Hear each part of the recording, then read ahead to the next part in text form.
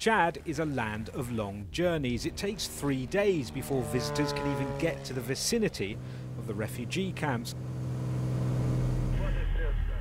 After that, there's a bumpy 45-minute convoy across barren terrain to get to the first of the camps. I'd seen refugee camps on the news and in papers and so forth, but actually when you go through the gates and you see the scale of it and the intensity of it, it was just way too much in some respects for me. So I had my sunglasses on and I was delighted that no one could see the tears behind. As sanctuaries go, you wouldn't choose eastern Chad, but the 250,000 who've hung on here for 6 years had no choice. Forced from their homes in Sudan's Darfur region, Chad's crucible of scorching sand was the only place they could go.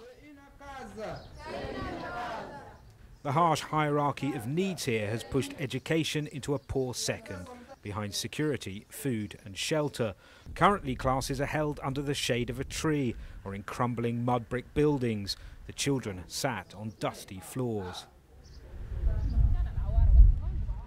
Now, there are 4 camps with 4 new PWC schools. They're set in their own compounds. They have bright, airy classrooms. The students have desks, the teachers proper blackboards.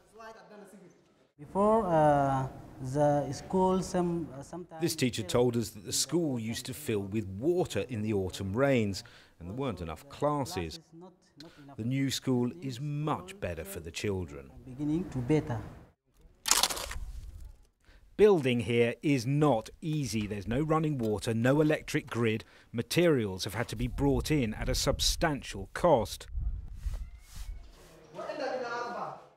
Not all students will attend the new schools, but all will benefit from the training teachers are receiving, and teaching aids, textbooks and materials will be available to all.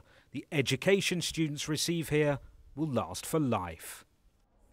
One of the teachers actually said, when we return to Sudan, we won't be able to take anything with us, we won't be able to take what we've built here with us, but our children will be able to take their education with them.